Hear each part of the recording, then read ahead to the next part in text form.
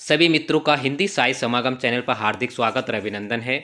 मित्रों, आज हम हिंदी साहित्य और एनसीईआरटी और संस्कृत के साथ एनसीईआरटी संस्कृत का काफ़ी महत्वपूर्ण प्रैक्टिस सेट 16 देखेंगे। इससे पूर्व हम 15 प्रैक्टिस सेट करा चुके हैं और साथ ही शिक्षण अभिरुचि टीचिंग एबिट्यूड के हम 17 प्रैक्टिस सेट इस चैनल के माध्यम से करा चुके हैं और इसके साथ ही साथ 13 क्लास एनसीईआरटी के भी हम चला चुके हैं। संपूर्ण वीडियो अगर आपने नहीं देखे तो आप प्ले लिस्ट में जाकर देख सकते हैं और अपना आकलन अपना मूल्यांकन कर सकते हैं, जिससे कि आपका अध्ययन सतत रूप से एक क्रमबद्ध तरीके से आगे बढ़ता रहे। तो काफ़ी महत्वपूर्ण क्वेश्चन जो प्रैक्टिस सेट होगा आज का, तो इसमें संपूर्ण साहित्य के भी प्रश्न होंगे। तो पहला क्वेश्चन है, सहायुक्ते प्रधाने में कौन सी विभक्ति होगी? ए द्वितीय विभक्ति, बी तृतीय विभक्ति, सी चतुर्थ विभक्ति और डी पंचम विभक्ति। तो इसका सही आंसर क्या होगा? सहायुक्ते प्रधाने में कौन सी विभक्ति होगी, काफी महत्वपूर्ण है।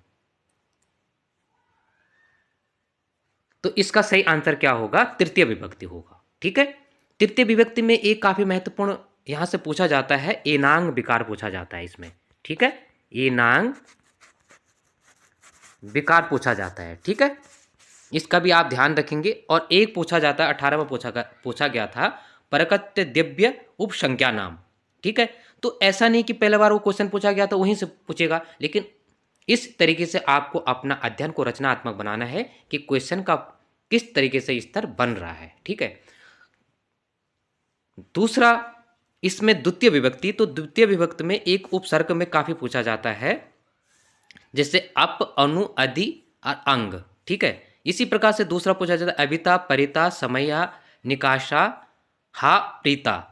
इस प्रकार से पूछा जाता है। एक क्रम प्रवचनी युक्ते द्वितीय में भी पूछा जाता है। अब हम बात करें, ये द्वितीय की बात करें, अब चतुर्थ में काफी बार पूछा जाता है, नम स्वास्ति स्वाधा स्वाहा आलम। ये पूछा जाता है, ये पीजीटी टीजीटी में पूछा गया था। तो इन या संप्रदाने है या संयुक्त, कई बार हमें कंफ्यूजन क्या होता है, चतुर्थ में संप्रदाने है। ठीक है, और यहां सायुक्ते प्रदाने है, तो हमें कंफ्यूजन क्या होता है, चतुर्थ में होगा या प्रदान करना देना। ठीक है, संप्रदान कारक जो होता है, तो आप कंफ्यूजन नहीं होंगे। चतुर्थ में सा संप्रदाने और पंचम में है सहायुक्ते प्रदाने, मतलब अप्रदान है जो है उसका अर्थ में। अब इस पॉइंट को हम ले सकते हैं सा साकम सम और सर थम, इन 4 पॉइंटों को भी। यानी कुल मिला के एनांग विचार का मतलब होता है शरीर के अंग का विकार होना। ठीक है, इसी तरीके से द्वितीय चतुर्थ हो गया। पंचम में एक पूछा जाता है बहिर्योगी, एक पूछा जाता है। अब हम देखते हैं आज का दूसरा क्वेश्चन, देखते हैं, ज्यादा फैक्ट पर बात करेंगे। बशर्ते आपका देखो क्वेश्चन कराने का बिल्कुल यह मतलब नहीं है कि आप सही क्वेश्चन पे ही टिक लगाए। अगर नहीं भी आता है तो कम से कम आपका रचनात्मक अध्ययन होगा। एक क्वेश्चन से 2-4 क्वेश्चन आपके बनेंगे। कुल मिला के आप अध्ययन कम भी करोगे तो प्रैक्टिस सेट के माध्यम से आपका रचनात्मक तो मूल्यांकन हो ही रहा है। यह मेरा 100% मैं कह सकता हूँ कि एनसीईआरटी और पेडागोजी, अगर मैं ये प्रैक्टिस सेट करा रहा हूँ तो निश्चित तौर पे आप मजबूर हो जाएंगे फिर देखने के लिए कि कहाँ हमसे दिक्कत हो रही है, कहाँ से क्वेश्चन बन रहा है। 100%, बशर्ते हमारा स्तर अभी कम होगा, लेकिन जब आप इसका आकलन करोगे, मूल्यांकन करोगे, फिर अपना अध्ययन करोगे और फिर प्रैक्टिस सेट आप लगाओगे तो निश्चित तौर पर कुछ ना कुछ आपको मिलेगा। तो मुद्रा राक्षस नाटक में कितने अंग हैं? ए 5 अंक, बी 6 अंक, सी 7 अंक और डी 8 अंक। तो कितने अंक होंगे मुद्रा राक्षस नाटक में? तो इसमें कितने होंगे? 7 अंक होंगे। ठीक है, भवभूति की काफी प्रसिद्ध है महावीर चरितम और उत्तर राम चरितम, इसमें भी 7-7 क्या हैं? अंक हैं। वही हम बात करें अभिज्ञान शाकुंतलम में भी कालिदास के काफी प्रसिद्ध है, इसमें भी 7 अंक है। तो इन तथ्यों को दूसरे से जोड़ सकते हैं। दूसरा, नाटकों में सबसे ज्यादा पूछा जाता है भाष की, और कालिदास से के पूर्व के जो रचनाकार थे, पहले के रचनाकार थे, प्रथम जिन्हें एकांकीय नाटक का जनक भी कहा जाता है भाष में। पिछले प्रश्न पत्र में भी मैंने इसकी चर्चा की थी। जैसे कि पिछली बार दूत वाक्यम पूछा गया था, तो इनकी काफी है। दूत वाक्यम है, उरंग है, स्वपनवास दत्तम है, प्रतिभा योग गंधरायमण है, बालचरितम है, कर्णभारम है, प्रतिभा नाटकम काफ़ी बार पूछा जाता है। तो इस प्रकार से इनके काफ़ी जो है नाटक है, तो आप इनके नाटकों को देख लेना। 13 से 14 इनके नाटक हैं, 13 इनके काफ़ी महत्वपूर्ण नाटक हैं। आगे हम बात करें तीसरा क्वेश्चन की, मनोदय काव्यम के रचनाकार है। मनोदय काव्यम के रचनाकार हैं ए मेधाकर बहुगुणा, बी भरत ज्योतिकाय और सी सदानंद डबराल, डी डॉक्टर शिव प्रसाद। तो इसका सही आंसर क्या होगा? यह क्वेश्चन जो है एनसीईआरटी संस्कृत से बनाया गया है 11वीं 12वीं की बुक से, ठीक है। तो कन्फ्यूजन होने की आवश्यकता नहीं है। तो इसका सही आंसर क्या होगा? भरत ज्योतिकाय का, ठीक है। इसका सही आंसर क्या होगा? और पिछली बार जैसे आपको पूछा गया था, 21 में पूछा गया था, ठीक है, अल्टी में मेधा कर बहुगुणा से पूछा गया था। तो क्या पूछा गया था? रामायण प्रदीपम का पूछा गया था। अगर हम बात करें डॉक्टर शिव प्रसाद की रचनाओं का, भरत ज्योतिकाय की और रचनाएं भी हैं, और साथ ही शिवानंद डबराल की हम बात करें तो रास विलास गीति काव्यम इनका काफ़ी प्रसिद्ध है। और शिवानंद का काफ़ी प्रसिद्ध है अजय भारत है, ठीक है। अजय भारत एकांकी इनकी है, अजय भारत इनकी है। तो एक बार फिर देख लेना, डॉक्टर शिव प्रसाद का एक रचना काफ़ी प्रसिद्ध है अजय भारत एकांकी। सदानंद डबराल की कौन सी रचना है? रास विलास गीत काव्यम, ठीक है। और मेधाकर बहुगुणा की पिछले बार इसमें पूछा ही गया था, रामायण प्रदीप पूछा गया था, ठीक है।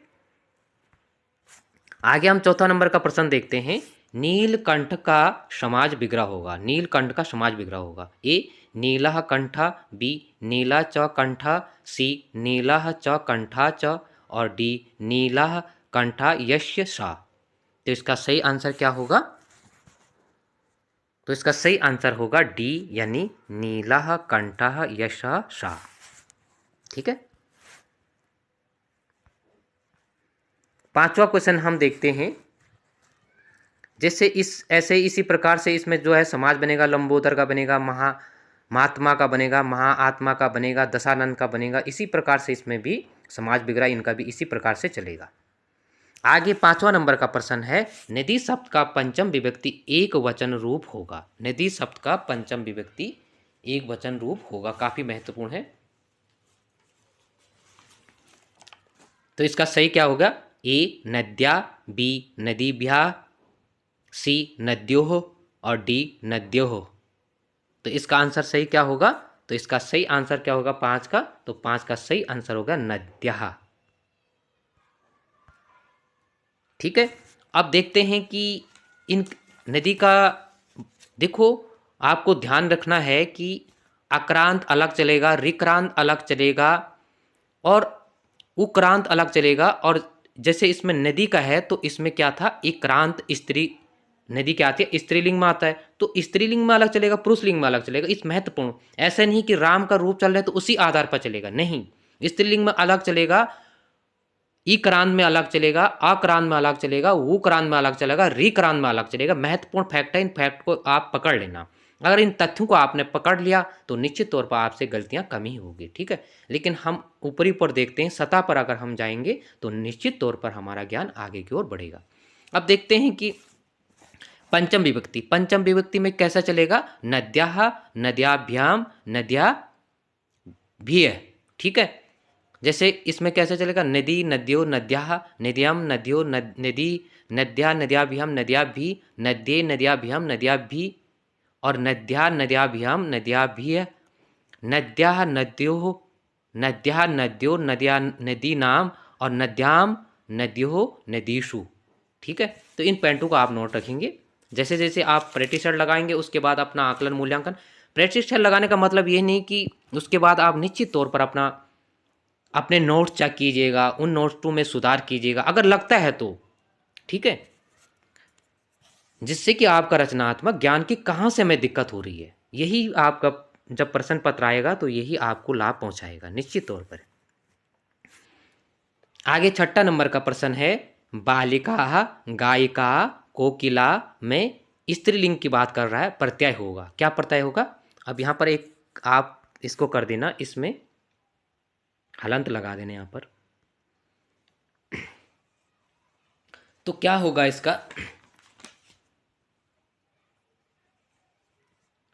ताप होगा, डिप होगा, डिन होगा, ती होगा। तो इसमें क्या होगा, तीन महत्वपूर्ण पॉइंटों को आप देखेंगे किसमें इसका क्या होगा। ये टप होगा, ये तप हो गया, इसको टप कर देना, ठीक है।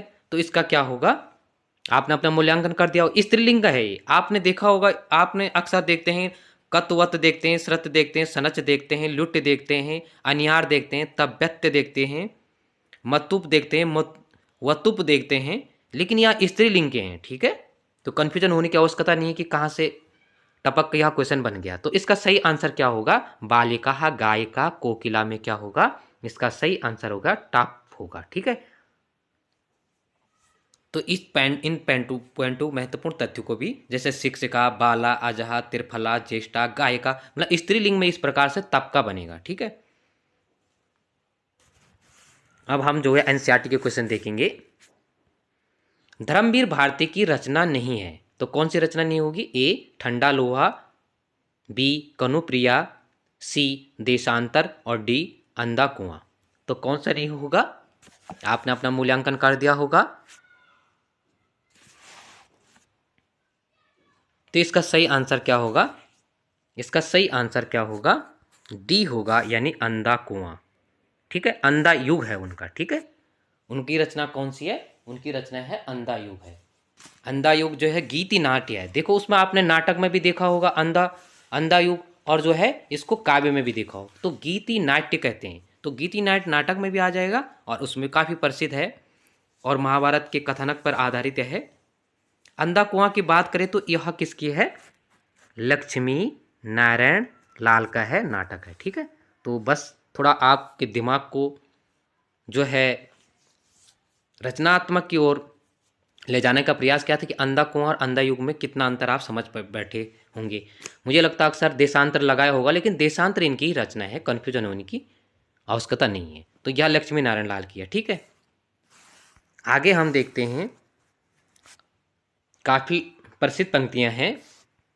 8वां नंबर का, स्वानों को मिलता दूध भात, बच्चे भूखे अकलाते हैं, माँ की हड्डी से ठिठुर चिपक जाड़ों की रात बिताते हैं। या प्रसिद्ध पंक्तियां किस कवि की है, काफ़ी प्रसिद्ध पंक्तियां हैं। श्वानों को मिलता दूध भात, बच्चे भूखे अकलाते हैं, माँ की हड्डियों से ठिठुर चिपक जाड़ों की रात बिताते हैं। तो इसका किसका होगा, ए रघुवीर सहाय, बी नागार्जुन, सी रामधारी सिंह दिनकर और डी आज्ञे। तो यह पंक्तियां किसकी होगी, तो काफ़ी प्रसिद्ध पंक्तियां हैं। तो यह पंक्तियां होगी 8वां नंबर का, यह रामधारी सिंह सर की पंक्तियां हैं, ठीक है, काफ़ी प्रसिद्ध पंक्तियां हैं।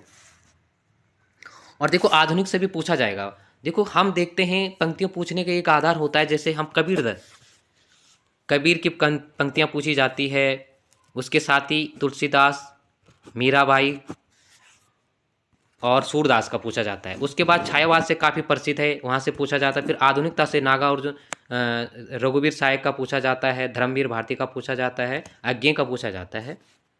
तो इस तरीके से आपको सारी चीज़ों को लेकर चलना है। क्वेश्चन का आधार यह नहीं कि सिलेबस के अकॉर्डिंग वह रचना ही पूछेगा, बिल्कुल भी नहीं।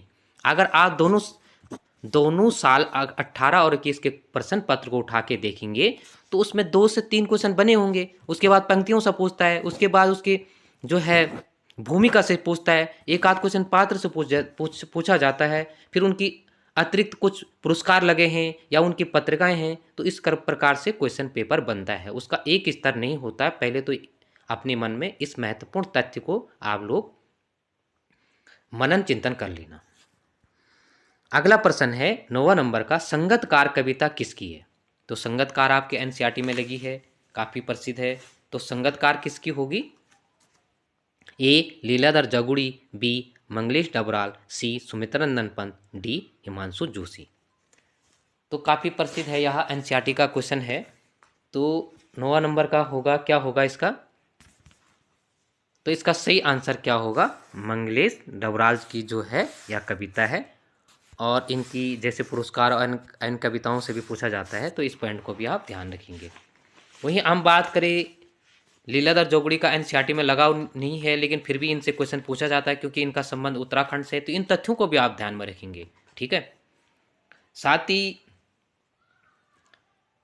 यहाँ पर हम देखें तो हिमांशु जोशी का छाया मत छूना मन, और एक माथुर जी की है छाया मत छूना काव्य है, ठीक है। और हिमांशु जोशी का क्या है, छाया मत छूना मन है। बाकी पंत जी की आपको मालूम ही है, पंत जी की 12वीं में जो है एक ग्राम्यश्री लगी हुई है, वे आंखें लगी हुई हैं, तो इनकी रचनाएं भी लगी हुई है एनसीईआरटी में। आगे 10वां नंबर का प्रश्न हम देखते हैं, नई कविता का संपादन किया था। तो नई कविता का संपादन किसने किया था? ए जगदीश गुप्त, बी अज्ञे, सी दुष्यंत कुमार और डी आलोक धनवा। तो इसका सही आंसर क्या होगा? नई कविता जो है, तो नई कविता का संपादन किया था, किसने किया था? जगदीश गुप्त ने किया था, ठीक है। नई कविता का संपादन जगदीश गुप्त ने किया था 1954 में किया था, ठीक है। अब यहां से आगे से भी आपको कंफ्यूजन हो रहा होगा, परंतु यहां पर जो है नाम दिया था, ठीक है। नाम दिया था, किसने दिया था? आज्ञे ने दिया था। अगर हम आलोक धनवा की बात करें तो सटोत्री नाम की कविता आती है 60वीं के बाद, तो वहाँ ये सटोत्री कवि के संबंध में थी। दुष्यंत कुमार की एक बात आती है कि दुष्यंत कुमार से भी एक क्वेश्चन बनता है, उसे तो गजल के लिए इन्हें काफ़ी प्रसिद्ध माना जाता है, गजलें इनके काफ़ी प्रसिद्ध हैं। परंतु दुष्यंत कुमार को हम अगर देखें तो दुष्यंत कुमार ने भी एक महत्वपूर्ण तथ्य है कि दुष्यंत कुमार ने सर्वप्रथम जो है नई कहानी शब्द गढ़ा था, ठीक है। नई कहानी शब्द इन्होंने ही गढ़ा था, दुष्यंत कुमार ने, ठीक है। नई कहानी शब्द इन्होंने दिया था। आगे ने नई कविता का नाम दिया था, इन्होंने जगदीश गुप्त ने नई कविता का संपादन किया था 14 में। आलोक धनवा सटोत्री कवि से संबंध थे, और दुष्यंत कुमार जो है नई कहानी जो है, नई कहानी के जनक नहीं, नई कहानी के सर्वप्रथम नई कहानी जो है इन्होंने नाम दिया था, ठीक है।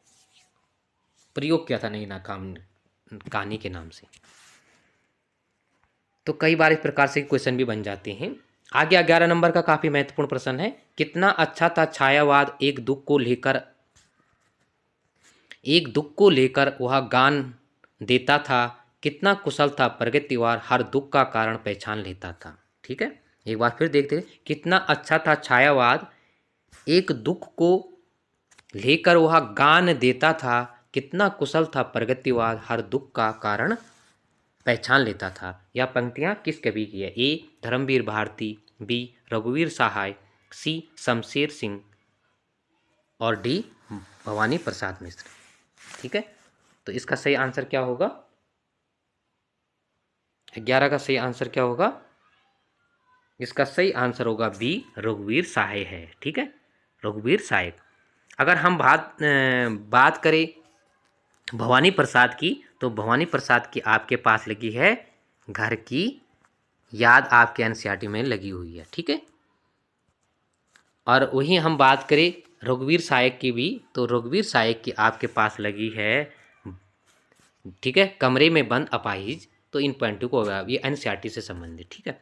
यहाँ ऐसा नहीं कि उस जो कविता लगी है वहीं से पंक्ति पूछेगा, ऐसा बिल्कुल भी नहीं है, उसके अतिरिक्त भी पूछ सकता है। 12वां नंबर का प्रश्न है, किस तार सप्तक में कवित्री नहीं है? ए तार सप्तक, क्योंकि तार सप्तक ए नहीं है, ठीक ना, तार सप्तक प्रथम भी नहीं है, तार सप्तक ही उसका नाम है। फिर चलन चलता है बी तार सप्तक, दूसरा तार सप्तक, फिर तार सप्तक चौथा, तार सप्तक तीसरा, ठीक है। तो इसका आपने आकलन कर दिया होगा कि किस में नहीं है। तो इसका सही आंसर क्या होगा? 12 का सही आंसर क्या होगा? तो किस तार सप्तक में नहीं है? इससे पूर्व मैंने कहा था कि नारायण नारायण, ठीक है ना, नारायण नारायण किस में है? तो 4 नारायण हैं।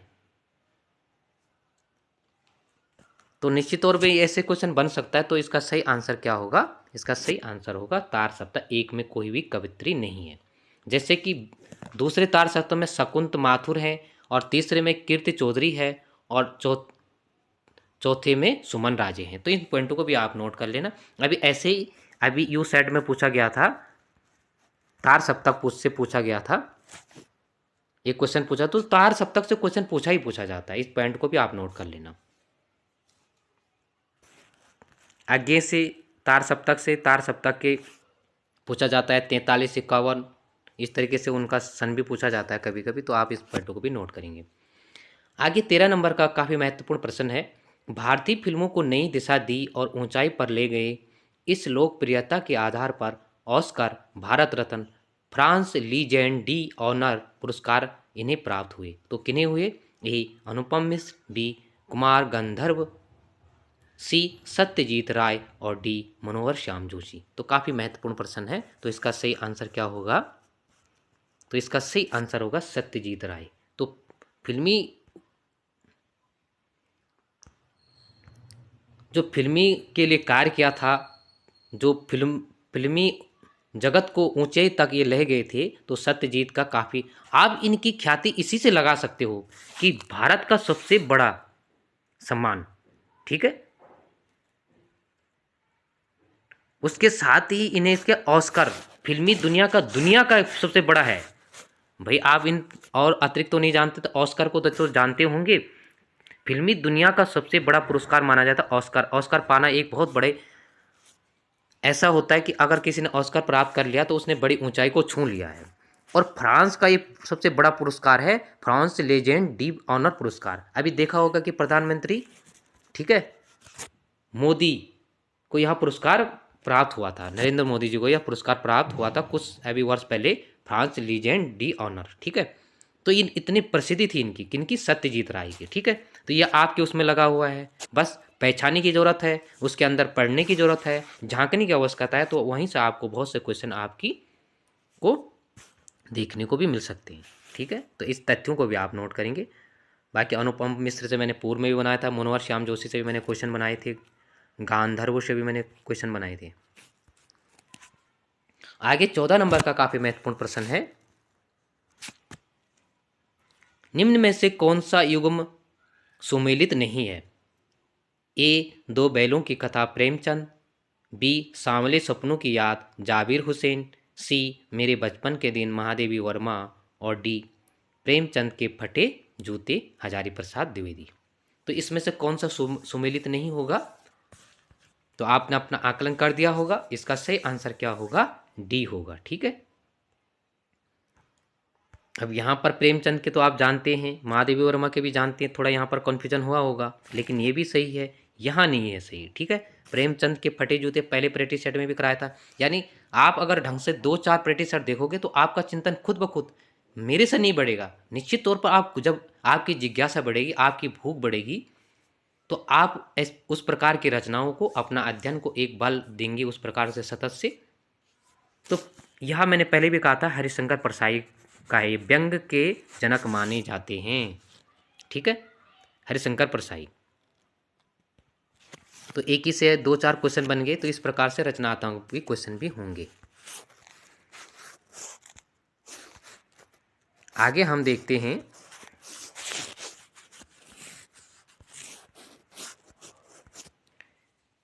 15 नंबर का काफी महत्वपूर्ण प्रश्न देखते हैं। जो हुआ होगा और सम हाउ इम्प्रोपर, यह दो जुमले किस कहानी के बीच वाक्य है? काफी प्रसिद्ध है।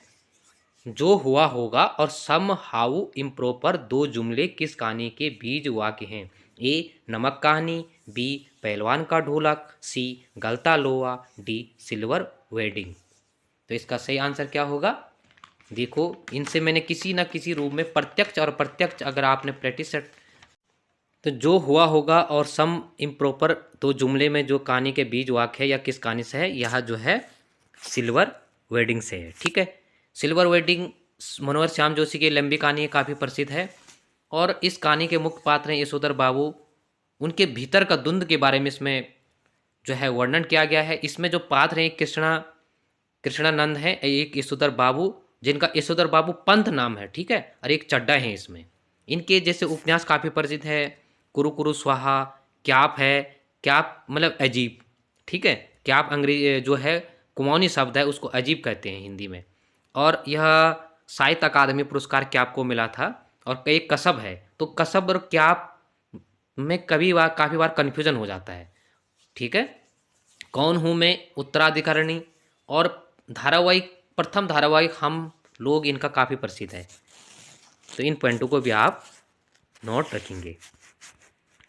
आगे 16 नंबर का प्रश्न है, धन्य में पिता निरर्थक था, कुछ भी तेरे हित ना कर सका, जाना तो जाना तो अर्थो गमयो पाए, पर सदा संकुचित काय।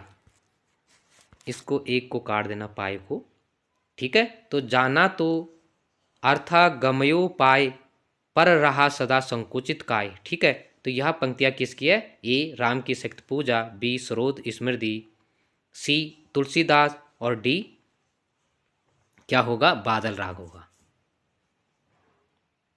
तो इसका सही आंसर क्या होगा? तो यह इसका सही आंसर होगा, इन पंक्तियों से आपने इसकी पहचान कर ली होगी, सरोज स्मृति है, और यह जो है 1935 की है, जबकि बादल आग आपके 6 भागों में लगी हुई है। आपके एनसीईआरटी में 1936 की जो है राम की शक्ति पूजा है। तो काफ़ी प्रसिद्ध है, दुनिया का पहला शोक गीत भी कहा जाता है किसको? सरोज स्मृति को। यह महत्वपूर्ण है। 17 नंबर का प्रश्न है, हिंदी में मूल रूप से प्रेमचंद का पहला उपन्यास कौन सा है? ए सेवा सदन, बी वरदान, सी गोदान, और डी कायाकल्प। तो इसका सही आंसर क्या होगा? इसका सही आंसर क्या होगा? कायाकल्प होगा। ठीक है, कायाकल्प होगा। या कायाकल्प जो है 1926 का है। ठीक है, 22 की रचना वरदान है, 18 की रचना जो है सेवा सदन है, जबकि 36 की रचना गोदान है। गोदान काफ़ी प्रसिद्ध है और इसे महाकाव्य के रूप में भी जाना जाता है, किसान महाकाव्य के रूप में भी। अगर हम बात करें तो यहाँ पर आपको कन्फ्यूजन हुआ होगा सेवा सदन में। ठीक है, लेकिन उपन्यास मूल रूप से सेवा सदन पहले जो है उर्दू का था, लेकिन इसको पढ़ो उपन्यास कहा जाता। प्रथम पढ़ो उपन्यास की बात आएगी तो सेवा सदन आएगा। ठीक है, और हिंदी का पहला आएगा, मूल रूप से आएगा तो कायाकल्प ही आएगा। ठीक है, इस महत्वपूर्ण तथ्य को आप, सेवा सदन कई बार इनके नाम पूछा जाता है, जैसे सेवा सदन, तो सेवा सदन पहले क्या? बाजारे हुस्न। ठीक है, इसका अनुवाद किया गया सेवा सदन नाम से। अब हम संपूर्ण साहित्य के कुछ महत्वपूर्ण प्रसंग को देखेंगे।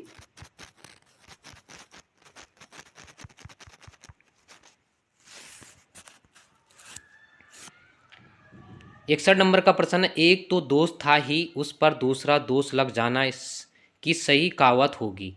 तो इसका क्या होगा? इसका सही आंसर क्या होगा 61 का? तीसरा होगा, एक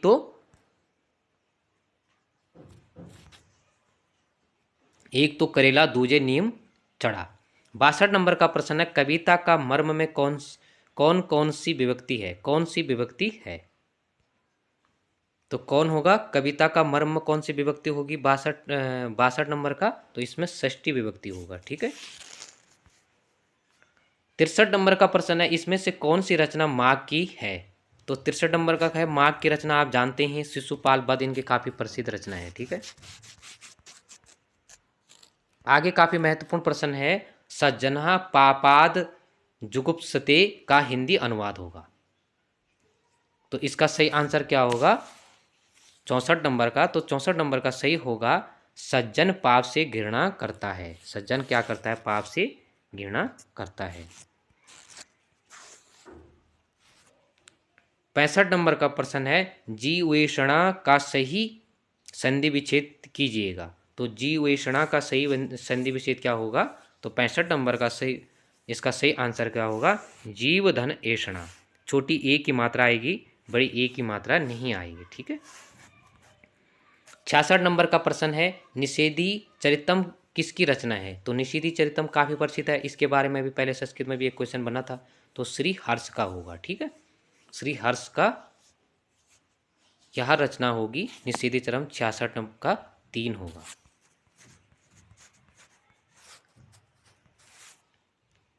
सड़सठ नंबर का प्रश्न है, सुबह दोपहर शाम किस प्रसिद्ध उपन्यासकार की रचना है? तो सुबह शाम दोपहर काफी प्रसिद्ध, इसे भी काफी बार प्रश्न पत्र में पूछा गया था। तो इसका सही आंसर क्या होगा? कमलेश्वर का। ठीक है, 68 नंबर का प्रश्न है, भक्ति का प्रारंभ कहाँ से हुआ? तो भक्ति कहाँ से हुआ? तो भक्ति का कहाँ से हुआ था? तो इसका सही आंसर होगा दक्षिण भारत से। ठीक है, डी आंसर इसका होगा। 69 नंबर का प्रश्न है, गौड़ीय संप्रदाय के प्रवर्तक आचार्य थे। तो गौड़ी संप्रदाय के कौन थे? तो काफ़ी बार इस संप्रदाय भी पूछा गया और इतना इससे तो एक 2018-15 में काफ़ी हार्ड क्वेश्चन पूछा गया था, इनसे क्रम पूछा गया था जो संप्रदाय है। ठीक है, तो इसका सही आंसर क्या होगा? इसका सही आंसर क्या होगा? चैतन्य महाप्रभु होगा 69 नंबर का। 70 का है, सूरदास के दृष्टकूट पद किस काव्य ग्रंथ में संकलित हैं? तो किस में संकलित होंगे? तो इनके साहित्य लहरी। अपने वंश का भी उन्होंने परिचय दिया था और अपना वंश क्या किसको माना था? चंद्रवरदाई के वंश से इन्होंने अपने वंश को माना था। काफ़ी बार क्वेश्चन पूछा जाता है, नेट जीआरएफ में आपने देखा होगा। 71 नंबर का प्रश्न है, संत कवि गुरु नानक देव का जन्म कहाँ हुआ था? तो इनका जन्म कहाँ हुआ था? सीधा क्वेश्चन करेंगे, ज़्यादा हार्ड क्वेश्चन नहीं है, सिंपल क्वेश्चन। एक एनसीईआरटी संस्कृत के देखने के बाद आपका एक क्रम बना रहे, इसलिए इस क्वेश्चन को डालने का तात्पर्य यही है। तो 71 नंबर का सही क्वेश्चन क्या, सही आंसर क्या होगा? तलवंडी होगा। 72 नंबर का प्रश्न है, श्रृंगार के वात्सल रस का सम्राट किस कवि को कहा जाता है? अब वात्सल रस का सम्राट जो है पिछले प्रश्न पत्र में भी मैंने करवाया था, तो किसको कहा जाता है? सूरदास को। और किसने कहा? रामचंद्र शुक्ल ने कहा। ठीक है। 73 नंबर का प्रश्न है, किस इतिहास लेखक ने अपने इतिहास ग्रंथ में लगभग 5000 कवियों का विवरण दिया था? तो किसने दिया था? तो इसका सही आंसर क्या होगा? मिश्र बंधु ने होगा। शिव सिंह सेंगर की भी है ग्रंथ है, रामचंद्र शुक्ल का काफ़ी प्रसिद्ध है और जॉर्ज गियर्सन का भी है। पहला अगर बात करें तो पहला हम किसको मानेंगे? गारसा दा तासी को। ठीक है, क्योंकि साहित्य आपके सिलेबस में लगा हुआ है। 74 नंबर का प्रश्न है, ज्ञानदीप की रचिता का नाम है? तो ज्ञानदीप किसकी है? 74 का तो शेख नबी का होगा। ठीक है। 75 नंबर का प्रश्न है, अष्टछाप में कवियों की संख्या है? तो अष्टछाप में कितने कवि होंगे? 8 कवि होंगे। 74 नंबर का प्रश्न है, राहुल सकृत्यान ने हिंदी का पहला कवि किसे माना? तो उसने किसको माना था? तो इसका सही आंसर क्या होगा? सरप्पा को उन्होंने माना था। ठीक है। देखो, महत्वपूर्ण तथ्य यह है कि रामचंद्र शुक्ल जो है चंद्रवरदाई मानते हैं और चंद्रवरदाई की रामचंद्र शुक्ल की आपने कई बार नेट में एक कोटेशन देखी होगी कि यह ग्रंथ कहते हैं कि यह ग्रंथ पूर्ण रूप से जाली हैं। तो किस प्रकार का मतभेद है? कभी कभी आप साहित्य के तौर पर विस्तार से पढ़ते हैं तो वहाँ पर आपका चिंतन शक्ति का एक आधार बनता है, जबकि दूसरे राइटर भी इन्हें मानते हैं चंद्रवरदाई को पहला कवि। रामचंद्र शुक्ल क्या कहते हैं कि यह सारा ग्रंथ जाली है, और वहीं दूसरी ओर कहते हैं कि चंद्रवरदाई जो है को पहले कवि मानने का आधार मानते हैं। 77 नंबर का प्रश्न है, ब्राह्मण पत्र के संस्थापक संपादक का नाम है? तो ब्राह्मण पत्र काफी बार पूछा जाता है, तो इसका सही आंसर क्या होगा? प्रताप नारायण मिश्र होगा। 78 नंबर का प्रश्न है, कामायनी में कुल कितने सर्ग हैं? तो इसमें कितने सर्ग हैं? 15 सर्ग हैं। ठीक है। जयशंकर प्रसाद की है और 1935 की यह रचना है। ठीक है। तो 1935 और 36 की काफ़ी प्रसिद्ध रचनाएं, उनको आपको नोट करना चाहिए। और इनके सर्ग है, आशा चिंता को आशा हुई, सरदार ने के काम काप से वासना। तो इस तरीके से आपको कभी इनका क्रम भी देखना जो बहुत ज़रूरी है, और नहीं भी होता तो आप 3-3 के क्रम में जोड़ सकते हैं। जैसे पहले चिंता का हुआ, फिर उसके बाद लास्ट में किसका है? आनंद का है। आनंद के बाद 12वां निर्वेद है, इसमें लज्जा ईड़ा। तो आप 3-3 के क्रम में इसको कर सकते हैं, तो बीच का खुद ही आप अपना आकलन कर सकते हैं। 79 नंबर का प्रश्न है, वाक्य को पूर्ण करने के लिए सही विकल्प का चयन करें? तो इसका सही आंसर क्या होगा? 79 का होगा, योजनागत विचारों को अभिव्यक्त करने की सुसंगति। 80 नंबर का प्रश्न है, दूरदर्शन समाचार के बारे में कौन सा कथन ठीक नहीं है? तो दूरदर्शन के बारे में कौन सा नहीं है? 3 होगा, शब्दों और चित्रों का तालमेल अनावश्यक नहीं है। और यह काफ़ी महत्वपूर्ण प्रश्न है। 81 नंबर का दो आब के लेखक कौन है? तो दो आब के लेखक कौन है? तो दो आब के लेखक कौन है? शमशेर बहादुर। ठीक है, उनने दो आब अपने को ही दो आब कहा था। ठीक है, उर्दू हिंदी का कवि कहा था। ठीक है, और इनको एक काफ़ी प्रसिद्ध बार पूछा जाता है कि कवियों का कवि, कवियों का कवि, तो किसने कहा था? अज्ञे ने इनको कहा था। तो इनसे संबंधित काफ़ी बार क्वेश्चन बन जाता है।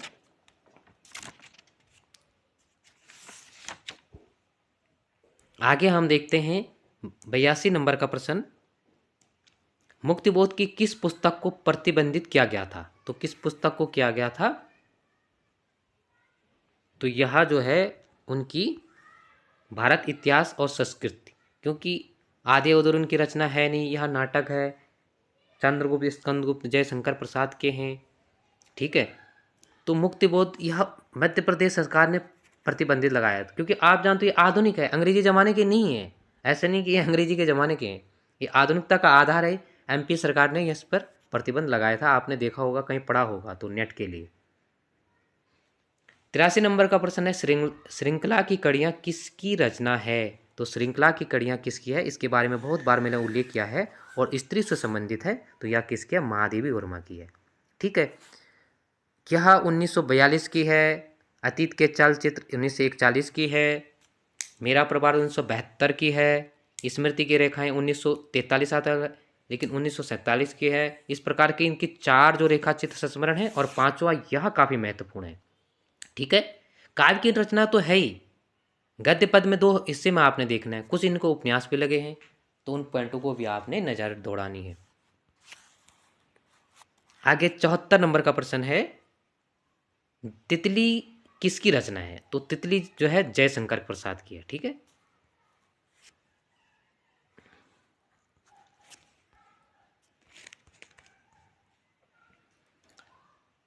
पिचासी नंबर का प्रश्न है, अतीत के चलचित्र के रचयिता हैं। फिर यह क्वेश्चन दूसरी बार पूछा गया है, काफ़ी महत्वपूर्ण है। और ठीक है कि इस प्रकार के क्वेश्चन जब पूछे जाते हैं तो आप चिंतन बढ़ता है, जिसका सही आंसर क्या होगा?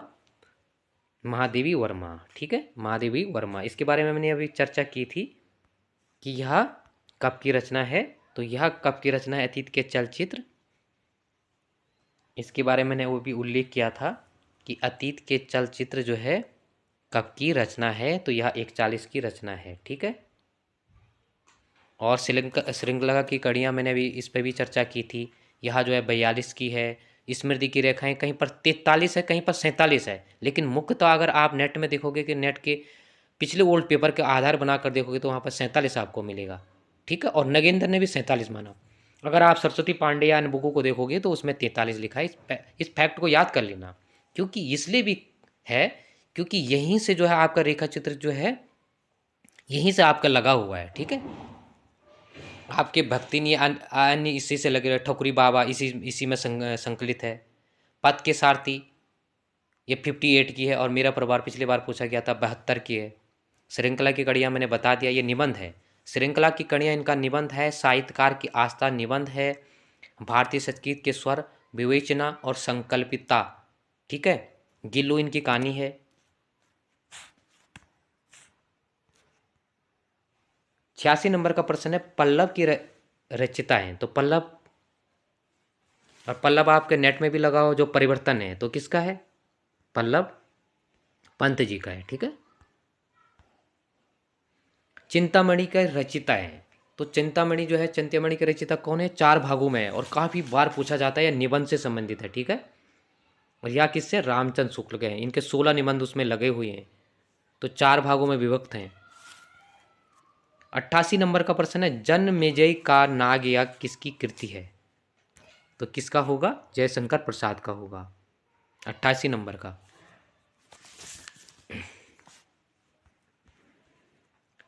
79 नंबर का प्रश्न है, अशोक के फूल निबंध संग्रह के रचयिता हैं। तो कौन है अशोक के फूल? तो इसका सही आंसर क्या होगा? हजारी प्रसाद द्विवेदी। 90 नंबर का प्रश्न, अपभ्रंश में कृष्ण काव्य के प्रणेता हैं। तो अपभ्रंश में कृष्ण काव्य के प्रणेता कौन है? 90 का, इसका क्या होगा? पुष्पदंत होगा। ठीक है, कृष्ण काव्य की। स्वयंभू के रामचरित से संबंधित है, राम काव्य से संबंधित है, नोट कर लेना। जैसे कार्यकाल जो है पहले किसका आएगा? स्वयंभू का आएगा, ठीक है। हिंदी के प्रथम गद्यकार हैं तो कौन है? लल्लू लाल हैं। 92 प्रश्न है, शिव शंभू के चिट्ठी के संबंधित रचनाकार हैं। शिव शंभू के चिट्ठी से संबंधित आपके उसमें भी लगा हुआ है, तो बाल मुकुंद गुप्त, बाल कृष्ण भट्ट में घूमना मत। 93 नंबर का प्रश्न है, रसिक प्रिया के रचयिता हैं तो रसिक प्रिया किसके? कवि प्रिया, रसिक प्रिया, तो यह किसका है? केशव दास का है।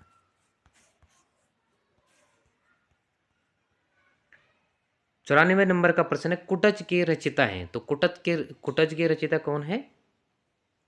तो यह हजारी प्रसाद का होगा। 95 का, आंसू काव्य के रचित रचनाकार हैं तो आंसू किसका है? काफी प्रसिद्ध है, जयशंकर प्रसाद का है। आंसू को बिरहा काव्य भी कहा जाता है। 96 नंबर का प्रश्न है, निम्नलिखित में से सरस्वती पत्रिका के संपादक नहीं रहे तो कौन नहीं रहे? तो शांति प्रिय द्विवेदी जी नहीं रहे। 97 नंबर का प्रश्न है, प्रकाशन के अनुसार इस पत्रिकाओं का सही अनुक्रम कौन सा है? तो इसका सही आंसर क्या होगा? आपको मालूम होगा कि जो है हिंदी प्रदीप पहला आएगा, ठीक है, ब्राह्मण, फिर चांद आएगा, फिर हंस आएगा। अब हंस प्रेमचंद की है, लेकिन राजेंद्र 84 में राजेंद्र प्रसाद ने, राजेंद्र यादव ने फिर इसको पुनः प्रकाशित करने की कोशिश की थी, हंस पत्रिका को, ठीक है। तो इसका संपादन प्रेमचंद के साथ राजेंद्र यादव मत भूलना। तो मित्रों, आज के लिए इतना ही। सभी मित्रों का पुनः बहुत बहुत धन्यवाद। और आप अपने मित्रों तक इस वीडियो शेयर करने की कोशिश करना, लाइक करना, सब्सक्राइब करना, जिससे कि अधिक से अधिक आपके मित्रों तक यह वीडियो पहुंच सके। पुनः आप सभी का धन्यवाद।